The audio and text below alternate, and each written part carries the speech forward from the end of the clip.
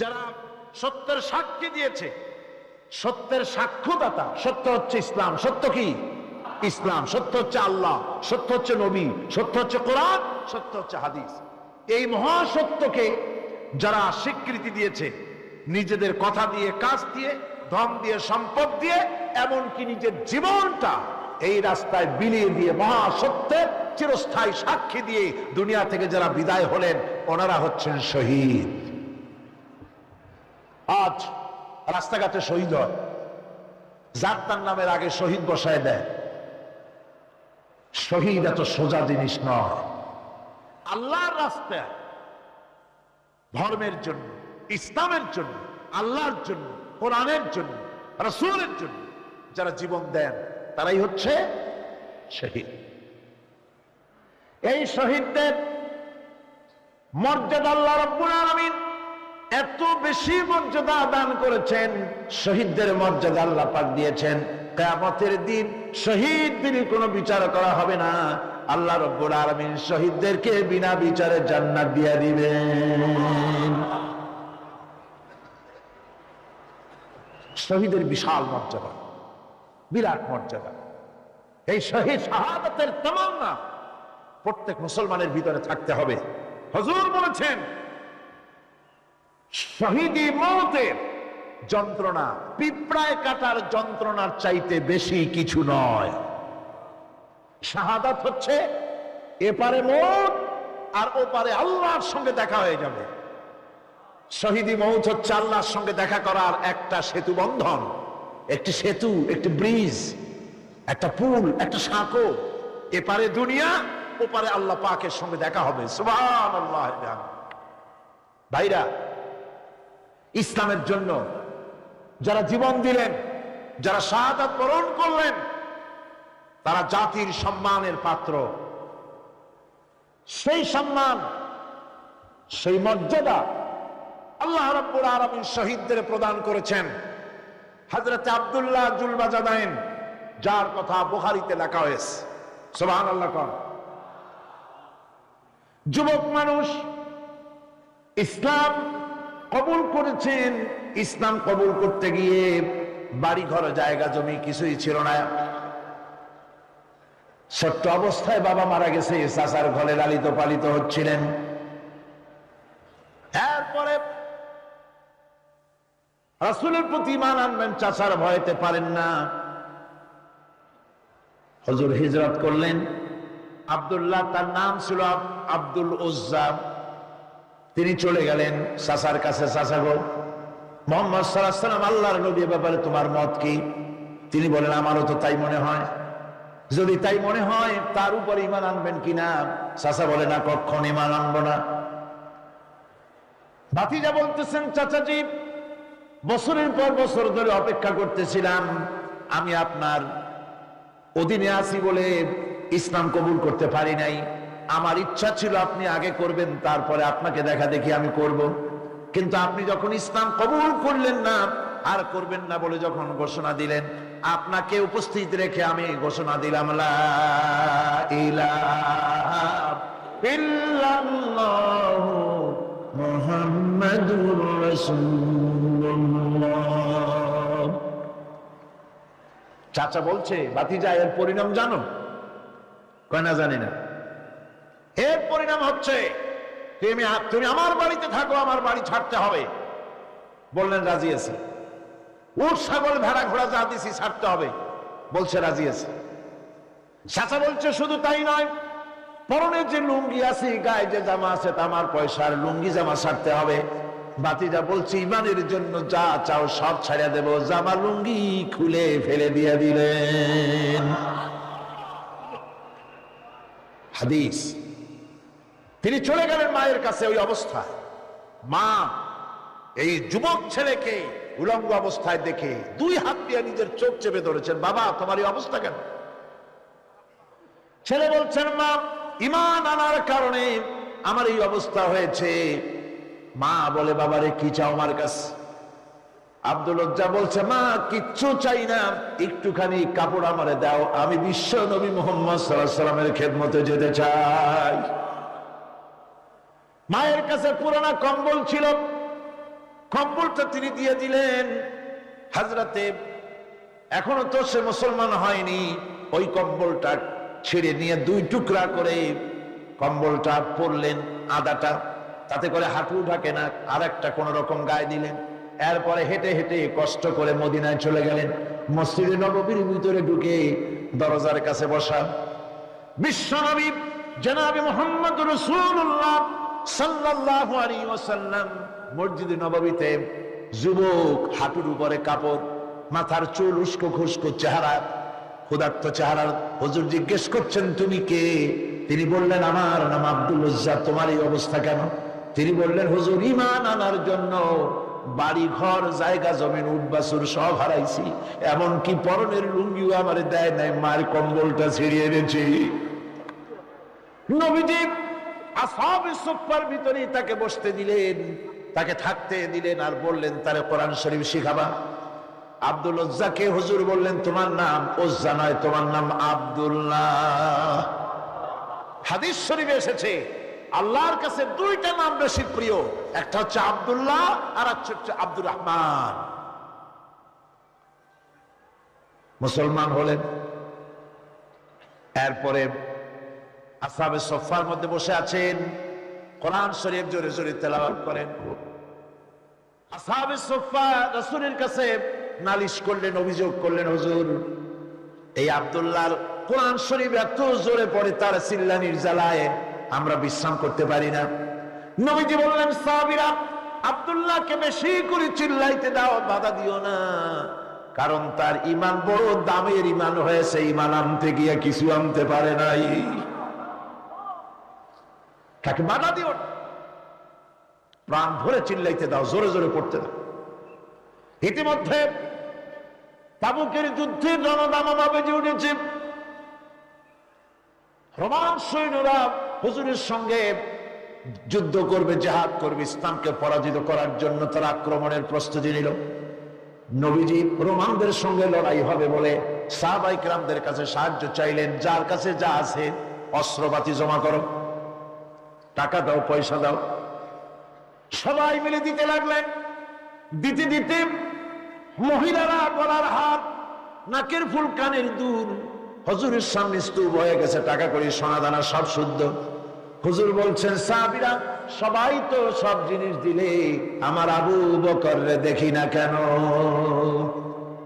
হযরত আবু বকর রাদিয়াল্লাহু তাআলা আনহু একটা পিলারের আড়ালে দাঁড়ানো ছিলেন। হুজুরের ডাক শুনে তিনি আসলেন, হাতে ছোট্ট একটা থলি, চোখে পানি। থলিটা হুজুরের হাতে তুলে দিলেন। হুজুর থলি ছাড়লেন, দেখা গেল কয়েকটা দিরহাম আর কয়েক কেজি গম, আর কিছু নাই। হুজুর তাকালেন, দেখছেন আবু বকর রাদিয়াল্লাহু তাআলা আনহু চোখের পানিতে দাড়ি ভিজে ভিজে পড়তেছে। হুজুর বললেন, আমার সাহাবীরা, আজ তোমরা সকলে মিলে যে দান করেছো, সেই দানের তুলনায় আবু বকর যে দান করেছে, আল্লাহ রাব্বুল আলামিনের কাছে তার বেশি মূল্য হয়েছে। মনের মধ্যে অনেকের প্রশ্ন জাগলো, কেমন করে তা হলো? আমরা এত এত দিলাম। হুজুর জিজ্ঞেস করলেন, ও সাহাবী, তুমি কত দিয়েছো? বাড়ি কত আছে? তিনি বললেন, এত দিছি, এত আছে। তুমি কত দিয়েছো? কত রেখে এসেছো? প্রত্যেকে এরকম বলল। হযরতে ওসমান, হযরতে ওমর, হযরতে আলী রিদওয়ানুল্লাহ তাআলা আলাইহিম আজমাইন, তারাও বললেন, অর্ধেক এনেছি, অর্ধেক থুয়ে আসছি, 2 ভাগ এনেছি, 1 ভাগ রেখে আসছি। সব শেষে নবীজি হযরত আবু বকর রাদিয়াল্লাহু তাআলা আনহুকে প্রশ্ন করলেন, আবু বকর, তুমি কি এনেছো আর বাড়ি কি রেখে এসেছো? হযরত আবু বকর বলেন, ইয়া রাসূলুল্লাহ, ইয়া হাবিবাল্লাহ, আমার বাড়িতে জাগতিক সম্পদ বলতে যা বুঝায় সবটুকু এনে নবীজির কদম মোবারকে দান করে দিয়েছি। আবু বকরের ঘরে এখন আল্লাহ আর তার রাসূল ছাড়া কোনো জিনিস বাকি নাই, যা ছিল সব এনেছি। হুজুর জিহাদে রওনা হলেন 30,000 সৈন্য সাথে, 30 সহস্র সৈন্য নিয়ে নবীজি তাবুকের দিকে চললেন। পথের মধ্যে হযরত আব্দুল্লাহ এসে হুজুরের সামনে দাঁড়ায় গেছেন। আব্দুল্লাহ এসে বলেন, ইয়া রাসূলুল্লাহ, একটু দাঁড়ান। এই জিহাদে মেয়ে লোক পুরুষেরা সাহাবীরা সবাই প্রাণ ভরে দান করলো, কিন্তু আমি এমন এক বান্দা, আল্লাহর কিছুই দিতে পারলাম না। আমার তো দেওয়ার মতো কিছুই নাই হুজুর, আমার দেওয়ার মতো কিছুই নাই। তবে আমি আপনার কাছে দোয়া চাই, আপনি দোয়া করুন আমি যেন এই যুদ্ধে, এই জিহাদের ময়দানে আমি যেন শহীদ হতে পারি। নবীজি বললেন, একটু বাকল নিয়ে আসো গাছের। একটা গাছের বাকল আনা হলো। এই বাকলটা হুজুর নিজ হাতে আব্দুল্লাহর হাতে বাঁধা দিলেন, আর বললেন, রব্বুল আলামিন, আমি আব্দুল্লাহর রক্ত কাফিরদের জন্য হারাম করে দিলাম। হযরত আব্দুল্লাহ কেঁদে জারজার হয়ে যাচ্ছেন, বলছেন, ইয়া রাসূলুল্লাহ, আমি চাইলাম শহীদ হব, আর আপনি আমার রক্তকে কাফেরদের জন্য হারাম করে দিলেন। হুজুর বলেন, আব্দুল্লাহ রে, এখন যদি তোমার মৃত্যু জ্বরের ভিতর হয়, আল্লাহ রাব্বুল আলামিন তোমারে শাহাদাত নসিব করে দিবেন। তাবুকের ময়দানে হুজুর চলে গেলেন। কয়েকদিন পরে খবর আসলো হুজুরের কাছে, আব্দুল্লাহ কয়েকদিন জ্বর ভোগ করে আব্দুল্লাহ মারা গিয়েছেন। হুজুর বললেন, তার জানাজার ব্যবস্থা করো, কাফন দাফনের ব্যবস্থা করো। ব্যবস্থা হয়ে গেল। রাতের বেলায় দাফন হবে। একজন লোক কবরের কাছে দাঁড়ায় টিম টিম করে একটা আলো নিয়ে দাঁড়ায় আছে, আর একজন লোক কবরের ভিতরে নেমেছেন। দুই ব্যক্তি লাশ দুই হাতে উঁচু করে নিয়ে আসতেছেন কবরের কাছে। যিনি কবরের ভিতরে দাঁড়ানো, তিনি বলতেছেন, লাশ বহন করে তোমরা যে দুইজন আনতেছো, লাশের সাথে খবরদার বেয়াদবি করো না, তোমাদের ভাইয়ের সঙ্গে আদব করো। এই বলে কবরের ভিতরে যিনি দাঁড়িয়েছিলেন, তিনি লাশটারে ধরলেন। কবরের ভিতরে দাঁড়ায় তিনি লাশ ধরেছেন, লাশকে কবরে শোয়াই দিয়েছেন। তিনি আর কেউ নন, তিনি বিশ্ব নবী মুহাম্মদুর রাসূলুল্লাহ। নিজের হাতে হযরত আব্দুল্লাহকে শোয়াই দিলেন। লাশ বহন করে যে দুইজন আনলেন, তার একজন হলেন হযরত আবু বকর, আর একজন হযরত ওমর রাদিয়াল্লাহু তাআলা আনহুমা। আর আলো নিয়ে যিনি দাঁড়িয়েছেন, টিম টিম করে জ্বলতেছেন, তিনি হযরত বেলাল। কবরের ভিতরে হযরত আব্দুল্লাহকে শুইয়ে দিয়ে উপরে মাটি দিয়ে নবীজি কবরের দুই দিকে হাত দিয়া আল্লাহ রাব্বুল আলামিনের দরবারে ফরিয়াদ তুললেন, রব্বুল আলামিন, আমি আজকে সন্ধ্যা পর্যন্ত এই আব্দুল্লাহর প্রতি রাজি ছিলাম, খুশি ছিলাম। আল্লাহ গো, তুমি আব্দুল্লাহর প্রতি রাজি হয়ে যাও। হযরত ইবনে মাসউদ রাদিয়াল্লাহু তাআলা আনহু পাশে দাঁড়ানো ছিলেন। চিৎকার দিয়ে কেঁদে কেঁদে বললেন, আয় আল্লাহ তাআলা, এই কবরের ভিতরে আজকে আব্দুল্লাহর লাশটা না হইয়া যদি আমার লাশ হতো, আমার ভাগ্যটা খুলে যেত। শহীদের মর্যাদা আল্লাহ পাকের কাছে সব থেকে বেশি। এই শহীদের পর, নিয়ামত প্রাপ্তদের পর, যারা নিয়ামত পেয়েছে পৃথিবীতে, নবীগণ, সিদ্দিকীন, শুহাদা, এরাই হচ্ছেন নিয়ামত প্রাপ্ত। আল্লাহর রাস্তায় জীবন দেওয়ায় যে মজা, পৃথিবীতে আর কোনো কিছুতে সেই মজা নাই।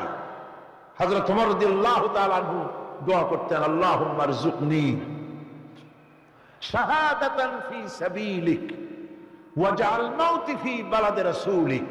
আয় আল্লাহ, তুমি আমাকে শাহাদাতের মওত আমাকে দান করো। শাহাদাতের তামান্না প্রত্যেকটি মুসলমানের ভেতরে থাকতে হবে। শহীদ হওয়া যাবে ইসলামের জন্য। সময় হয়তো আসতে পারে, হয়তো এমন সময় আসতে পারে যখন কোরআনের মর্যাদাকে টিকে রাখার জন্য, সুন্নতে নববীকে টিকে রাখার জন্য জান দেওয়া লাগতে পারে। তখন কি আপনারা জীবন দিতে পারবেন? হযরত ওমর ফারুক রাদিয়াল্লাহু তাআলা আনহু যখন ইসলাম কবুল করেন, তখন তার বয়স মাত্র 26 বছরের ভরা যুবক। হযরতে আব্দুর রহমান বিন আউফ যখন ইসলাম কবুল করেন, বয়স তার 17 বছর। হযরত আলী যখন ইসলাম কবুল করেন, বয়স তার 8.5 বছর। হযরতে খাব্বাব, হযরতে খুবাইব, হযরতে আম্মার সব ছিল তরুণ যুবক। সুবহানাল্লাহি ওয়া বিহামদিহি। ও যুবকেরা, তোমাদের অবদান ইসলামে সব চাইতে বেশি। তোমাদের রক্তই ইসলামের ফাউন্ডেশন, ইসলামের ভিত্তি। তোমাদের কত বড় মর্যাদা। আরেকটি হাদিস শোনো। রাসূলুল্লাহ বক্তৃতা করতেছিলেন এক সমাবেশে। তোমাদের মতো একজন যুবক তরুণ, নাম তার জারির রাদিয়াল্লাহু তাআলা আনহু। তিনি দাঁড়িয়ে আছেন এক কোনায়, বসার জায়গা পান নাই। আল্লাহর নবী নিজের গায়ের চাদর খুললেন, চাদরটা জারিরকে নিক্ষেপ করলেন, বললেন, জারির তুমি দাঁড়িয়ে আছো কেন? আমার চাদরের উপরে বসো। সুবহানাল্লাহ। হযরতে জারির রাদিয়াল্লাহু তাআলা আনহু রাসূলের চাদরখানা নিয়ে চুমা খাইতে লাগলেন আর বুকে লাগাতে লাগলেন। চোখের থেকে দরদর করে পানি পড়তে লাগলো। হযরত জারির বললেন, আকরামাকাল্লাহ কামা আকরামতানি ইয়া রাসূলুল্লাহ। হে আল্লাহর রাসূল, আপনার সম্মান আল্লাহ পাক আরো অনেক বেশি বাড়ায় দিক, যেভাবে আপনি আমার মর্যাদা বাড়িয়ে দিয়েছেন। হে রাসূল, আমি কি পারি আপনার চাদরে বসতে? পৃথিবীর কোন মানুষ আপনার চাদরে বসতে পারে? আপনার কত বড় মর্যাদা, আপনি আমাকে সম্মানিত করেছেন। রাসূল পাক তরুণদের ভালোবাসতেন, যুবকদের ভালোবাসতেন। যুবকদের রক্তই ইসলামের সপক্ষে কথা বলেছে। তাই আজ ইসলাম বিরোধী শক্তি ঐক্যবদ্ধভাবে যুবকদের বিভ্রান্ত করার জন্য হাজারো প্রচেষ্টা চালাচ্ছে। আমার যুবক ভাইয়েরা, আমার তরুণ ভাইয়েরা, ময়দানে জিহাদের ডাক এসেছে। জিহাদের কি এসেছে? জিহাদের ডাক এসেছে। পেছনে ফিরে তাকাবার আর সময় নাই। তোমাদের মতোই যুবক ছিলেন হযরতে হানজালা, যুবক। জিহাদের ডাক শুনে উহুদের ময়দানে কাফেরদের বিরুদ্ধে লড়াই করে হযরতে হানজালা শাহাদাত বরণ করলেন। আল্লাহর নবী শুহাদায়ে উহুদের জানাজা পড়ার সময় যখন জানাজা দিতে দাঁড়াবেন, তখন হানজালার স্ত্রী এসে বলেন, ইয়া রাসূলুল্লাহ, আমার স্বামী হানজালার উপরে গোসল ফরজ ছিল, কিন্তু জিহাদের নাম শুনে পাগল হয়ে গিয়েছে, জিহাদে এসেছে, শাহাদাত বরণ করেছে। অন্যদের তো গোসল দেওয়ানো হচ্ছে না, কিন্তু আমার স্বামীকে যেন গোসল দেওয়ানো হয়। শহীদদেরকে গোসল দেওয়া হয় না, রক্ত মাখা জামা কাপড় পরা অবস্থায় কবরে রেখে দেওয়া হয়। তার কারণ বমাহাশার গার খোদা পুরসিদ বগুয়াম দার জবাবে ও শহীদে খঞ্জরে শিকাত গওয়াহিয়া কাফনদারম। কিয়ামতের ময়দানে শহীদ আল্লাহর দরবারে হাজির হয়ে যাবে ক্ষত চিহ্নগুলো নিয়ে, ড্যাগারের চিহ্ন, খুরের চিহ্ন, বুলেটের চিহ্ন, খঞ্জরের চিহ্ন, তরবারির চিহ্ন, ক্ষত চিহ্নগুলি নিয়ে আল্লাহর দরবারে দাঁড়াবে। আল্লাহ রাব্বুল আলামিন প্রশ্ন করবেন, তোমাদের গায়ে সবে এগুলি কি? তোমরা কারা? তারা বলবে, রব্বুল আলামিন, আমরা তোমার গোলাম, তোমার দ্বীন প্রতিষ্ঠা করার কাজে নিয়োজিত ছিলাম। কাফেরেরা বরদাস্ত করতে পারে নাই, লড়াই হয়েছে, তাদের আঘাত খেয়ে জর্জরিত হয়ে তোমার দ্বীন প্রতিষ্ঠার অপরাধে আমাদেরকে তারা মেরেছে। ওই দাগগুলি নিয়ে আজ তোমার দরবারে হাজির হয়ে গেছি। রব্বুল আলামিন বলবেন, শহীদরে, মা বাপের মহব্বত, সন্তানের মহব্বত, স্ত্রীর মহব্বত তোমার কলিজার মধ্যে জায়গা লাগে নাই, আমাকে বেশি মহব্বত করেছো, সুতরাং আজকে আমি তোমার কোন হিসাব নিব না, বিচার করব না, বিনা বিচারে বিনা হিসাবে তুমি আমার জান্নাতে চলে যাও। হযরতে হানজালার স্ত্রী বলেন, ইয়া রাসূলুল্লাহ, আমার স্বামীকে যেন গোসল করানো হয়। হযরতে রাসূল পাক সাল্লাল্লাহু আলাইহি ওয়াসাল্লাম গোসলের নির্দেশ দিতে যাবেন, এমন সময় হযরতে জিবরাইল এসে বলেন, ইয়া রাসূলুল্লাহ, হানজালার গোসলের কোনো প্রয়োজন আপনাকে করাতে হবে না, কোনো উদ্যোগ নেওয়ার কোনো প্রয়োজন নাই। আল্লাহ রাব্বুল আলামিন হানজালার শাহাদাতে এত খুশি হয়েছেন, যার কারণে আল্লাহ পাক দুনিয়ার কোনো সাধারণ পানি নয়, হাউজে কাউসারের পানি দিয়া আর নূরের তৈরি রহমতের ফেরেশতা দিয়া হানজালার গোসলের বন্দোবস্ত করে দিয়েছেন। যুবকেরা, তরুণেরা, তোমাদের মতোই দুই যুগ দুই তরুণ মায আর মুআওয়াজ বদরের যুদ্ধে রাসূলের সামনে হাজির, বলছেন, ইয়া রাসূলুল্লাহ, আমার বাপেরা, আমার বাপ চাচারা সব জিহাদে গিয়েছে, আমরা যেতে পারলাম না, কেউ আমাদের নিল না, মেহেরবানি করে পারমিশন দেন, যুদ্ধে শরীক হই। হুজুর বলেন, না, তোমাদের মতো এত ছোট ছেলে আমি পারমিশন দেব না। কেমনে দেই? ছেলেরা কাঁদতে লাগলো। আল্লাহর নবী বলেন, বেশ, তোমাদেরকে আমি পারমিশন দিব, দুইজন কুস্তি লড়ো, যার গায়ে শক্তি বেশি আমি তাকে পারমিশন দেব। দুইজনের লড়াই শুরু হলো। মুআওয়াজ ছোট, মুআওয়াজ মাদের কানে কানে বলে, ভাই তুমি তো এক ধাক্কাই আমাকে ফেলে দিতে পারবে, তোমার গায়ে বল বেশি, কিন্তু ভাই আল্লাহর কসম করে বলি, তুমি আমাকে একবার ফেলে দেওয়ার পর আমি যখন তোমাকে ধরবো তুমি নিজে ইচ্ছে করেই পড়ে যেও, তা না হলে তো আমি চান্স পাবো না। রাসূলুল্লাহ বুঝতে পারলেন, দুজনকে পারমিশন দিয়ে দিলেন, জিহাদ শুরু হয়ে গেল। জিহাদের ময়দানে তারা অংশ নিলেন। হযরত আব্দুর রহমান বিন আউফ বলেন, আমি এই দুইজনকে দেখে বড় বিরক্ত অনুভব করলাম। এই বিরাট জিহাদের ময়দানে এই দুই তরুণ ছোট ছেলে কেন আসলো? তারা আমাকে কাছে এসে জিজ্ঞেস করলো, চাচাজি আমরা মদিনার আনসারের ছেলে, আমরা শুনেছি রাসূলুল্লাহকে সবচাইতে বেশি কষ্ট দিয়েছে আবু জাহেল মক্কায়, ওই লোকটারে আমরা চিনি না, একটু দেখায় দেন লোকটা কই। আব্দুর রহমান বিন আউফ বলেন, ওই যে দেখা যায় দূরে, ওইটাই আবু জাহেল। হযরত আব্দুর রহমান বলেন, আমি নজর করে দেখলাম মায আর মুআওয়াজ দুইজন সিংহ শাবকের মতো আল্লাহু আকবার বলে গর্জন করে তারা এগিয়ে চললো।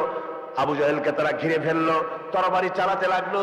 আবু জাহেল তার তরবারি চালাতে লাগলো। এক পর্যায়ে আবু জাহেল তার তরবারির আঘাত দিয়ে হযরতে মাযের বাম হাতের পরে কোপ পড়লো, বাম হাতটা কেটে বগলের চামড়ার সাথে একটু ঝুলে থাকলো।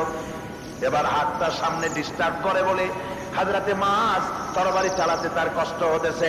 আব্দুর রহমান বলেন, আমি নজর করে দেখলাম এবার হযরতে মায তার নিজের কাটা চামড়ার সাথে ঝুলানো হাতটাকে নিজের পায়ের তলে চেপে ধরে আল্লাহু আকবার বলে একটা গর্জন মেরে নিজের হাত নিজে ছিঁড়ে ফেলে দিয়া ডান হাতের তরবারি দিয়া আবু জাহেলকে দুনিয়া থেকে জনমের মতো বিদায় করে দিল। ও আমার তরুণ যুবকেরা, ও তরুণ মুসলমানেরা, যুবক মুসলমানেরা, এই দুনিয়ায় ইসলামের পেছনে, কোরআনের পেছনে, আল্লাহর দ্বীন প্রতিষ্ঠার জন্য তোমাদের রক্ত সব সময় সাক্ষী, তোমাদের রক্তই কাজ করেছে বেশি। হযরত ইবনে আব্বাস রাদিয়াল্লাহু তাআলা তিনি বলছেন, আমি রাসূলুল্লাহকে বলতে শুনেছি আল্লাহর নবী বলেছেন, দুইটি চোখকে জাহান্নামের আগুন দুইটা চোখকে স্পর্শ করবে না। একটা চোখ হচ্ছে গভীর রাত্রে যারা আল্লাহর ভয়তে, জাহান্নামের ভয়তে যারা কান্দে, জাহান্নামের আগুন ওই চক্ষুকে স্পর্শ করবে না। আর যারা দ্বীন প্রতিষ্ঠার জন্য, আল্লাহর দ্বীন কায়েমের জন্য ময়দানে যারা লড়াই করে, রাতের বেলায় পাহারা দেয়, ওই পাহারারত চোখে, চোখের মধ্যে জাহান্নামের আগুন ওই চোখে স্পর্শ করবে না। আমার ভাইরা, হযরত উসমান রাদিয়াল্লাহু তাআলা আনহু বলছেন, মান রাবাতা লাইলাতান ফি সাবিলিল্লাহ কানাত কাআলফি লাইলাতিন সিয়ামুহা ওয়া কিয়ামুহা। হাজার রাত ধরে রোজা রাখলে, হাজার রাত ধরে ইবাদত করলে, আর হাজার দিন ধরে রোজা রাখলে যে সওয়াব হবে, একটা ঘন্টা, একটা রাত যদি কেউ পাহারা দেয় আল্লাহর দ্বীনকে প্রতিষ্ঠার জন্য, আল্লাহর দ্বীনের কোন ইসলামী রাষ্ট্রের প্রহরায় যদি কেউ যদি থাকে, একটা রাতে পাহারা দিয়ে যে সওয়াব হবে, হাজার হাজার বছর ধরে নামাজ রোজা করে ওই সওয়াব পাওয়া যাবে না। সুবহানাল্লাহ। অর্থাৎ হাজার বছর ধরে নামাজ রোজা করার মতোই সওয়াব পাহারা দেওয়া আল্লাহর দ্বীনের, ইসলামের রাষ্ট্রকে। বন্ধুগণ, রাসূল পাক সাল্লাল্লাহু আলাইহি ওয়াসাল্লাম তিনি বলেছেন, কিয়ামতের দিন জাহান্নামের আগুন আর জিহাদের ময়দানের ধুলি, এই দুটি একসঙ্গে কোন মানুষের পেটের মধ্যে প্রবেশ করবে না। রাসূল পাক সাল্লাল্লাহু আলাইহি ওয়াসাল্লামের একটি হাদিস যা মিশকাত শরীফের মধ্যে বর্ণিত আছে। মিশকাত শরীফের সম্ভবত 336 পৃষ্ঠায় এই হাদিসটি বর্ণনা করা হয়েছে যে হযরত ইবনে আইস রাদিয়াল্লাহু তাআলা আনহু হচ্ছেন এই হাদিসের রাবী। তিনি বলছেন, একবার হুজুর সাল্লাল্লাহু আলাইহি ওয়াসাল্লাম এক ব্যক্তির জানাজায় গিয়ে উপস্থিত হলেন। হযরত ওমর রাদিয়াল্লাহু তাআলা আনহু তখন হুজুরকে বললেন, হে রাসূল, আপনি এই লোকটার জানাজা পড়বেন?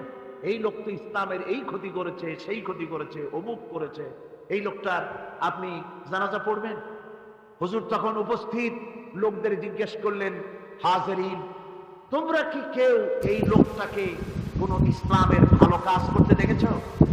একজন লোক দাঁড়িয়ে তিনি বললেন, হে আল্লাহর নবী, আমি সাক্ষী, আমি দেখেছি একটা মুজাহিদ বাহিনী জিহাদ করে ফিরতেছিল, তো এক জায়গায় তারা ডেরা গাড়ল, শিবিরে স্থাপন করলো, রাত কাটাবে বলে।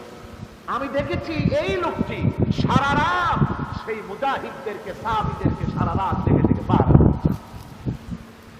আল্লাহর নবী জানাজার ইমামতি করলেন, আর এরপরে তাকে কবরের মধ্যে মাদফুন করে দিয়ে নবীজি তার কবরের পাশে দাঁড়িয়ে বললেন, ইন্না সাহাবাকা ইয়াযুন্নুনা আন্নাকা মিন আহলিন নার ওয়া আনা আশহাদু আন্নাকা মিন আহলিল জান্নাহ।